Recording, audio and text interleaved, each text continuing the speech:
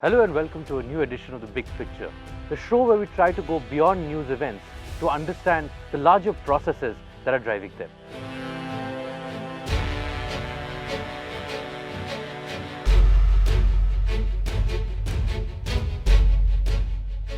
The Right to Information Act is one of the most significant legislations that has emerged in contemporary India over the last few decades.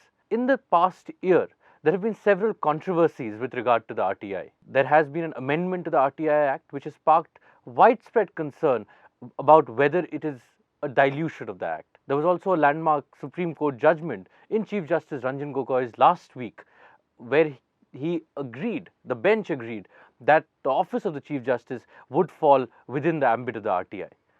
Is this to be welcomed? Are there too many caveats there?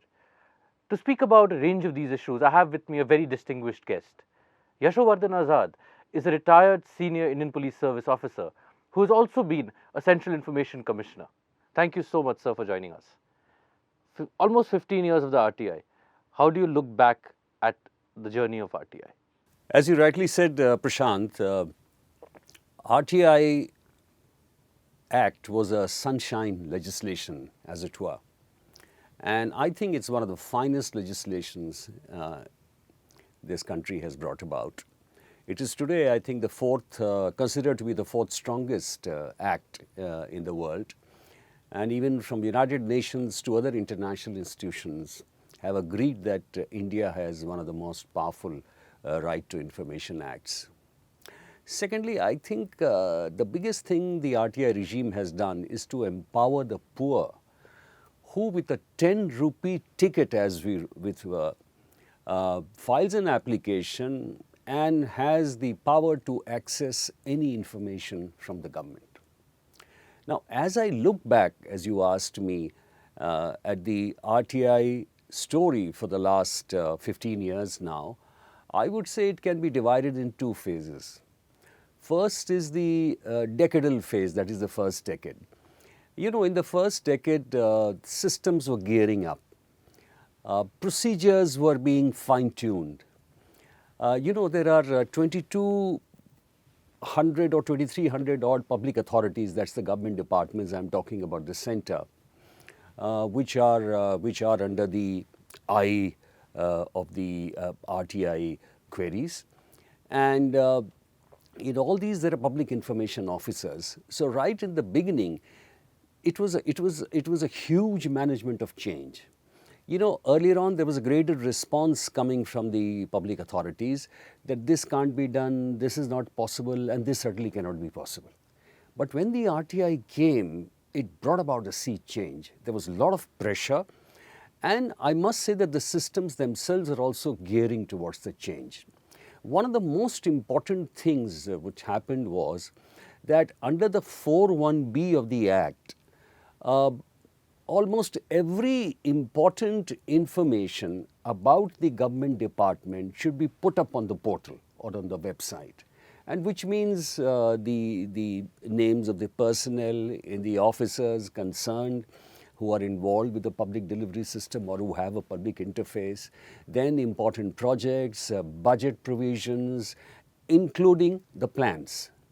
Now, once the 10 years passed, there was a huge interest as to how RTI has performed, the Act has performed. And therefore, there was a decadal assessment by the three most important stakeholders. One is, of course, the CIC itself. And CIC thought that in our commission, we thought that it's time to take a stock as to how we are delivering. Is it friendly? Is it a friendly system? Are people able to know how their appeals are being filed, whether they are getting information about the status, whether they are getting immediate information about the decisions, etc., etc. Therefore, processes were firmed up. Secondly, for easier facilitation, we were having more and more video conferencing so that a person from Kerala doesn't have to come here, and he has easy access, he can sit in the studio very comfortably, and that was the idea, that in 10 rupees you can get the information. The court should not be the commission should not be as formal as the court. and there should be easy delivery of information. That was the basic information. So while the processes were being speeded up here, the civil society, which is a great stakeholder, they are the ones who did a very detailed kind of thorough study. And whether it was the NCPRI, whether it was the CHRI, and a host of other organizations. And they came up with a few important findings. One was that the information officers needed to be more trained. They needed to be a little more sensitive. They needed to be a little more hands-on instead of giving, those sedate answers that, yes, we are looking into it and things like that. Delays were another thing.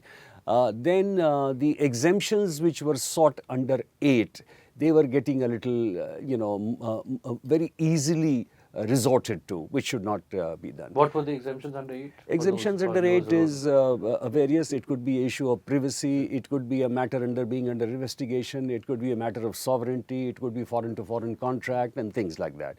So this was being used a little too frequently, and which was genuine concern.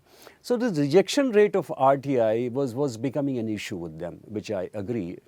They also said that the commissioners were not penalizing the officers enough. For not having given information. For not having given information. It appeared that because there were more and more bureaucrats in the system, they were trying to be soft on their former comrades. Their former comrades.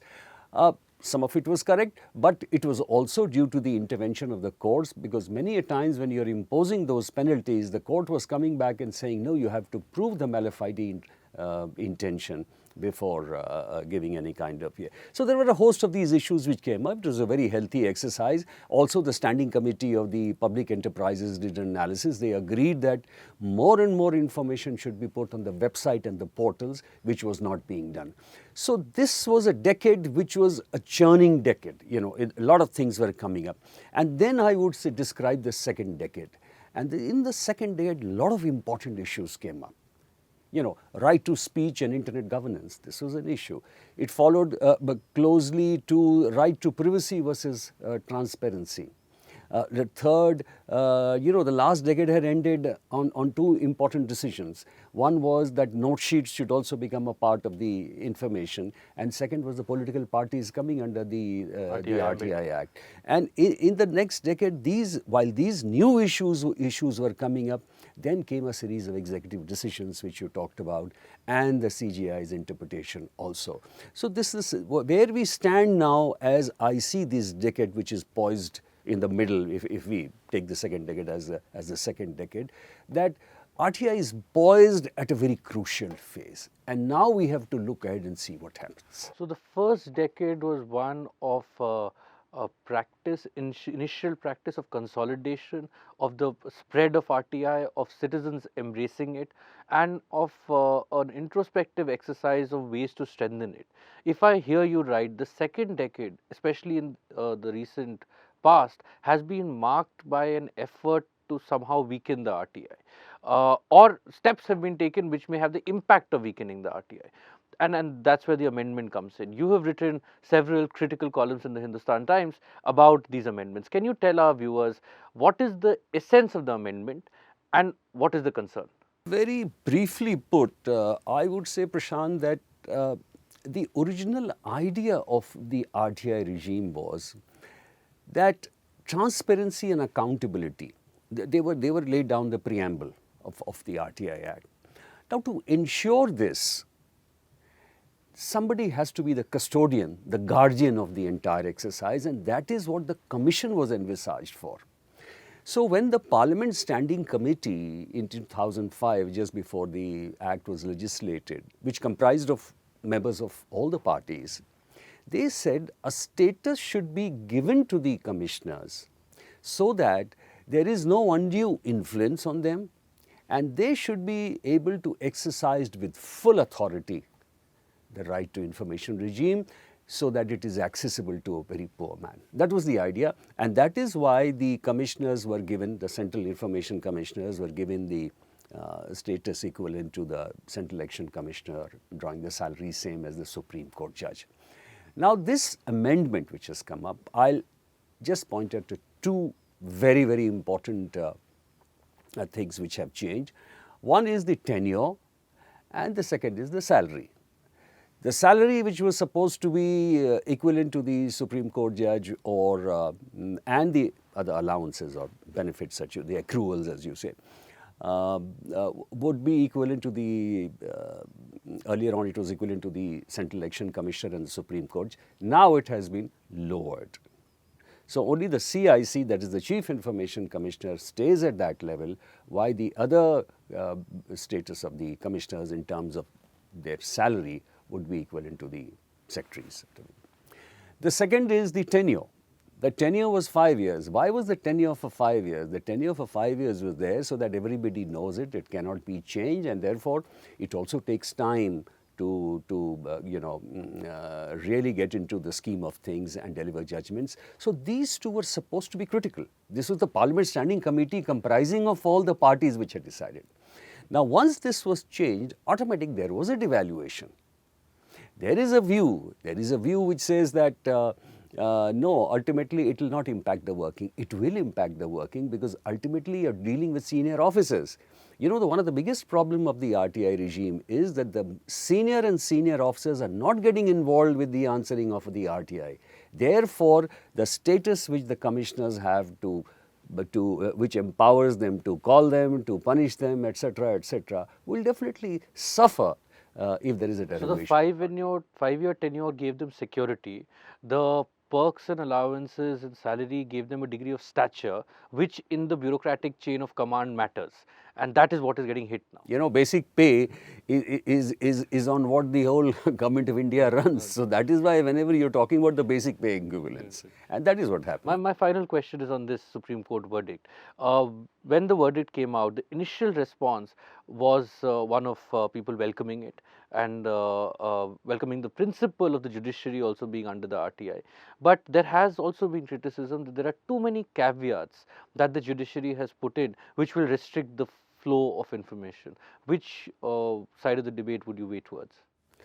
Well, you have rightly put it that initially the response was one of enthusiasm because the office of the Chief Justice and the judiciary was considered, I mean, it was already, there was a public information officer already there. But the issue was that Mr. Subhash Chandra Agarwal in 2009, that's about 10 years back, had asked these three basic questions. And one was about the property of the judges. The other was the information about some undue influence being exercised in Madras court over a judge by some politician. And third was supersession of a high court judge. You know, now this is the information which was sought and which was denied. Now, it's a very welcome announcement by the Supreme Court, which made a number of important remarks. They said that the transparency will not sort of impede judicial independence, which is excellent. I mean, it's a very welcome thing. But there are also other things that a line has to be drawn in the name of transparency. Supreme Court has also mentioned that whenever you are giving or entertaining even an appeal of this kind, you have to look into a host of issues. And that is where the caveats you were talking about. A number of things they have talked about: public interest, they've talked about right to privacy, they've talked about judicial freedom. So these are a host of issues. Now, the fear is that the public information officers, before the consideration of appeal, it's not a question of giving or not giving. By the way, the answers to Subhash Chandra Agarwal are still not there, not given. The Supreme Court has remanded it back. Another thing which I wanted to point out was in the Girish Ramchandra Pandey case, already Supreme Court had given a decision that the matter between the employer and the employee is between themselves. So you can't give any information about disciplinary proceedings or anything against you. Now, in this case, by considering a host of issues before even you entertain an appeal, may impede or may scare the public information officers from giving information, and they might take a very safer route of denying it on the ground. So we'll have to see how it is practiced and operationalized. Yes, verdict? the test lies in how it's being used by the information officers. We're running out of time, but I have to ask you one last question. Are you concerned that the RTI regime is slowly being dismantled, or are you still hopeful?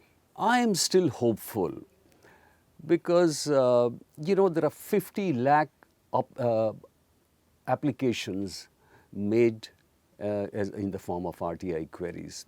45% of them Every year. every year. 45% of them at least are being answered directly, which is a huge thing in itself, about 25 lakhs. Out of the rest, 55%. 10% goes to the CIC, 92% are answered there. So let's say 55 to 60% of the battle is won because there's an avalanche of information which is actually going to the public. There is a battle, and the battle is on the hallowed institutions where information being asked, information which is being asked from the RBI, information which is asked from the judiciary, information being asked of the public delivery systems.